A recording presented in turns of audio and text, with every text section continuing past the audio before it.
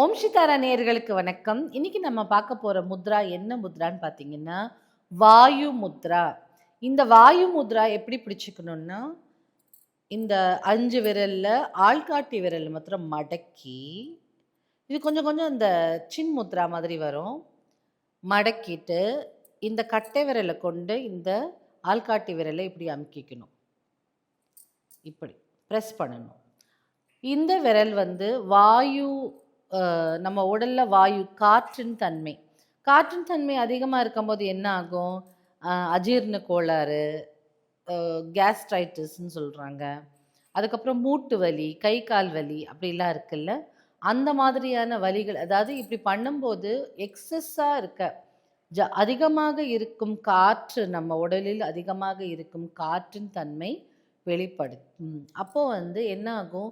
எங்கெல்லாம் காற்று அடைபட்டு இருக்கோ அதெல்லாம் ரிலீஸ் பண்ணி விடக்கூடிய ஆற்றல். ஒரு நாளைக்கு 45 மினிட்ஸ் 45 நிமிஷம் இந்த முத்ராவை பிடிச்சுக்கணும். அதாவது உங்களால் முடிஞ்சதுன்னா, இல்லைங்க எங்கன்னா முடியலன்னு சொல்லும்போது கொஞ்சம் கொஞ்சமாக ஸ்டார்ட் பண்ணுங்கள். 15 நிமிஷத்துலேருந்து ஸ்டார்ட் பண்ணுங்கள். சும்மா இப்படி பிடிச்சிட்டு இருந்தாலே போதும். நீங்கள் மனசை ஒருநிலைப்படுத்தணும் அப்படிலாம் ஒன்றும் இல்லை. நீங்கள் பாட்டு கதை பேசிட்டு இப்படி கையில் பிடிச்சிட்டே இருந்தாலும் போதும். நீங்கள் பாட்டு டிவி பார்க்கலாம், இல்லை ஏதாவது ஒரு பாட்டு கேட்கலாம். யாராவது உங்ககிட்ட பேசிட்டே இருந்தாங்கன்னா இப்படி கையை பிடிச்சிட்டு நீங்கள் பாட்டு கதை பேசிட்டே கூட இருக்கலாம். இதை பண்ணும்போது என்ன ஆகும் அப்படின்னா, இந்த கையின் நடுவிலே ஒரு நரம்பு போகுது இல்லையா, அந்த நரம்பு வழியாக அழுத்தம் கொடுக்கும். அப்போ என்னாகும்? பாடியில் இருக்கிற வாயு தன்மை எக்ஸ்ட்ராவாக இருக்கிற வாயு தன்மை நீங்கி, இந்த கேஸ்னால் கஷ்டப்படுறவங்க, அடிக்கடி இந்த முதுகு பிடிச்சிக்குது, தோல் பிடிச்சிக்குது அப்படிலாம் சொல்கிறாங்கல்ல, அவங்களுக்கெல்லாம் இது வந்து குணமாகும். அதே மாதிரி சீரான இரத்த ஓட்டமும் கொடுக்கும். எங்கேயாவது கேஸ் அடைப்பட்டு இருக்கும்போது இரத்த ஓட்டம் தடைப்படும் போதும் நம்மளுக்கு பிரச்சனை வரும். அப்போ சீரான இரத்த ஓட்டம் கொடுக்கும். சீரான இரத்த ஓட்டம் இருந்தாலே நம்மளுக்கு நிறைய ப்ராப்ளம் சால்வ் ஆகும் இல்லையா? எங்கெல்லாம் வலி இருக்கோ அங்கெல்லாம் இரத்த ஓட்டம் போகும்.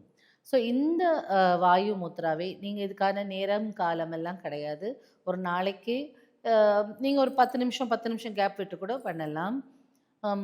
அதுக்கான நீங்கள் தனியாக ஒரு ஆசனமோ அதிலெல்லாம் இன்னும் அமர வேண்டாம்.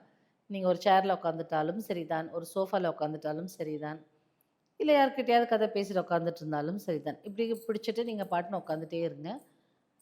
இப்படி இருக்கும்போது உங்களுக்கு வந்து நல்லா அழுத்தணும். இப்படி அழுத்தி பண்ணலாம். முதல்ல இனிஷியலாக உங்களுக்கு வந்து இந்த இடத்துலலாம் இழுக்க ஆரம்பிக்கும். பட் பரவாயில்ல, கொஞ்சம் ரொம்ப வலிச்சதுன்னா விட்டுடுங்க.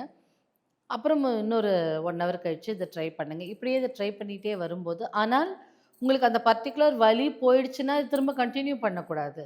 ஏன்னா எக்ஸஸ் காற்றெல்லாம் போகுதுன்னு சொல்லிட்டு அந்த ஃபுல்லாக அதை இருக்கிற வாயுவெல்லாம் வந்து நம்ம அனுப்பக்கூடாது இல்லையா? கொஞ்சம் காற்றும் நம்ம உடம்புல வேணும். அதனால் எதெல்லாம் எக்ஸஸாக இருக்கும்போது வலியெல்லாம் நீங்கினதுக்கப்புறம் இதை பிடிச்சிக்கணும்னு அவசியம் கிடையாது. ஆனால் இது வந்து ப்ராப்பராக இந்த முத்ரா பண்ணும்போது பார்க்கின்சன்ஸ் டிசீஸ் இது இப்படிலாம் கூட குணமாகுது அப்படின்னு சொல்லியிருக்காங்க ஆய்வாளர்கள். ஆனால் இது வந்து நமக்கு, நம்மளை மாதிரி சாமானிய மனிதர்களுக்கு கண்டிப்பாக வேலைக்கு சாப்பிட மாட்டோம். இல்லை, வயிற்ற காய போட்டு கேட்டால் வேலை இருக்குங்க, முதல்ல இது முடிச்சுட்டு வந்துடலாம், வேலை இருக்கும்போது எனக்கு சாப்பிடவே தோணாது அப்படிலாம் சொல்லிட்டு நம்ம வயிற்ற காயப்பட்டு அதுக்கப்புறம் இத்தினோண்டு சாப்பிட்டாலே என்ன ஆகும்?